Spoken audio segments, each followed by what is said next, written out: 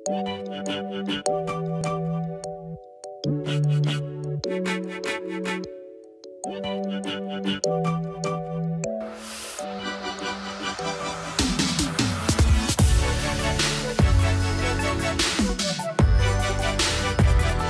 menjual keyboard. Hey everybody, I'm Dylan Kurnia. You can call me Lens. Saya Dylan's Comstek atau Dylan's Comments on Technology. Segmen dimana gua membahas seputar teknologi seperti PC, mouse, keyboard, software, hardware, gadget, dan para kawannya. So, di Comstek sebelumnya gue udah bahas mousepad, udah bahas mouse, dan sekarang gue ingin ngelengkapin dengan membahas keyboard. Dan gue mau ngingetin bahwa pembahasan ini itu dari sudut pandang yang paling umum dan menurut gue, ya. Pembahasan keyboard ini gue akan bagi dua topik, di mana ada jenis juga ada ukurannya. Sebelum kita menuju ke Comstek lainnya.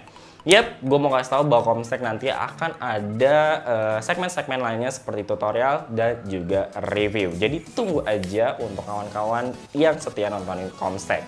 Masuk ke topik di mana gue akan membahas keyboard dari dua hal, yaitu adalah jenis juga ada ukurannya. Tapi pertama gue akan membahas ukurannya. Pada dasarnya keyboard gaming ini itu seperti keyboard pada umumnya, cuman memiliki mekanisme dan jenis-jenis yang berbeda. Khususnya di ukuran, keyboard gaming itu memiliki 4 jenis ukuran, yaitu 40, 60, 75% atau 10 kilos, juga ada yang full size. 40% ini adalah ukuran yang paling kecil dari seluruh keyboard gaming. Di tombolnya itu hanya ada huruf-hurufnya, ya, A sampai Z. Juga ada tombol pendukung seperti Enter, Backspace, dan lainnya. Mungkin buat kawan-kawan yang suka minimalis, yang mungkin cuma ketik-ketik dan main game aja, itu cocok banget menggunakan keyboard ukuran 40% ini. Kedua ada 60%, hanya ada tambahan sedikit aja di mana ada tombol angka di atasnya. Jadi hanya ada penambahannya saja. Tapi untuk arrow dan lain sebagainya itu menyatu di bawah dengan mengurangi kayak ada function patch down, patch up, dan lain sebagainya. Ketiga ada 75% atau 10 kilos, di mana ini ada tombol arrow key-nya, juga ada beberapa function seperti print screen, patch up, patch down, dan lain sebagainya itu ada. Seperti contohnya adalah keyboard yang sering gue pakai untuk ngedit dan main game, yaitu TechWare Phantom L yang insya Allah akan gue bahas di Comstek. Dan terakhir ada keyboard full size yang dimana ini umum banget yang bisa kawan-kawan temukan di seluruh tempat, ya kan? Dimana di situ ada ya tombol hurufnya, dan numerik, ada function, ada media key, bahkan itu semua lengkap ada di keyboard full size ini. Itu soal ukuran. Nah, kalau soal jenisnya itu ada beberapa hal, ya. Ada 3. Dimana kalau untuk jenis keyboard itu ada keyboard membran, keyboard semi mechanical, dan keyboard mechanical. Ini pembahasannya gue sederhanain aja, ya. Pertama adalah keyboard membran, di mana keyboard membran ini cara kerjanya adalah si keyboard itu memiliki bantalan silikon atau karet yang kalau ditekan itu akan membuat keyboard itu bekerja, ya. Jadi ya tombol-tombolnya, huruf-hurufnya akan bekerja, ya. Di sisi lain, produksi dari keyboard membran itu murah, makanya hampir di semua laptop zaman sekarang itu menggunakan keyboard membran karena produksinya murah gitu, hampir di semua laptop. Nah, kalau untuk nanyain harga, keyboard membran itu cukup terjangkau dari harga puluhan sampai ratusan ribu. Ya, paling mentok mungkin 500 sampai 700 ribu kali ya, tergantung brandnya apa. Contohnya ada Logitech MK295 Silent. Nah, itu menggunakan membran dengan harga kurang lebih 400 sampai 500 ribu. Kedua ada keyboard semi mechanical yang dimana ini rasa-rasanya itu seperti mechanical, tapi nggak mechanical banget. Jadi cuman feel-nya aja mechanical, ya, mirip gitu kan. Tactile-nya mirip, ya kan, dan lain sebagainya. Itu semi mechanical. Yang dimana kekurangannya adalah semi mechanical ini nggak bisa diganti switch-nya.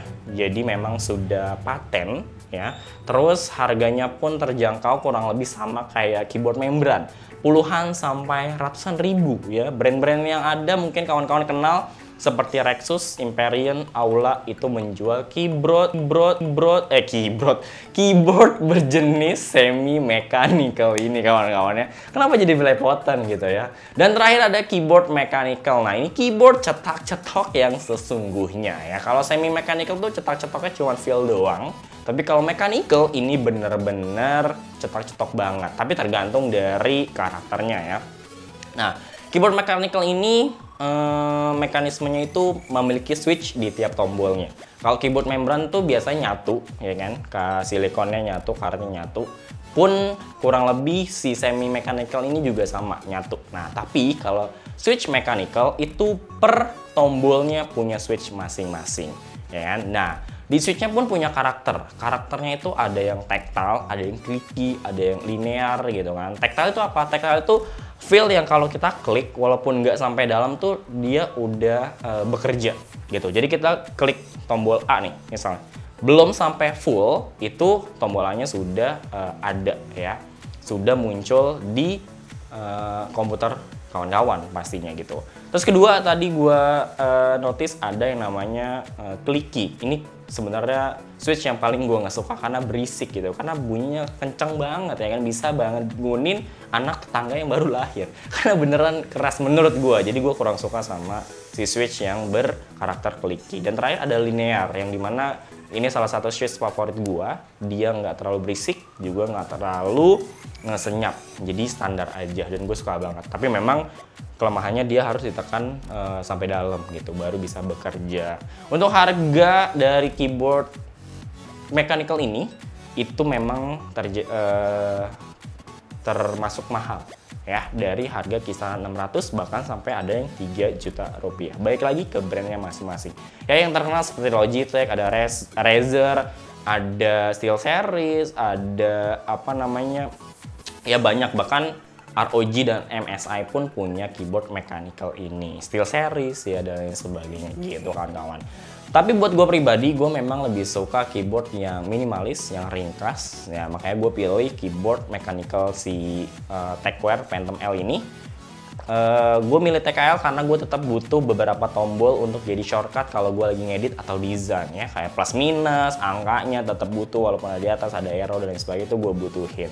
Terus gue juga milih yang switchnya itu lebih kalem bunyinya, jadi nggak berisik-berisik banget karena gue tetap kalau kerja butuhnya yang sunyi gitu. Gue lebih yang suka santai aja gitu kan kawannya. Paling itu aja yang bisa gue sampein tentang keyboard, dari keyboard membran, semi mechanical dan mechanical. Kawan-kawan bisa sharing yang lagi pakai keyboard mechanical atau semi mechanical atau membran, kasih pengalamannya, kasih tahu keyboardnya apa dan ceritain keseruan dengan keyboard yang kawan-kawan pakai di kolom komentar untuk bisa berbagi ke kawan-kawan yang lain. Semoga video ini bermanfaat. Thank you very much. Be better and be happy. Have a nice day and dadah.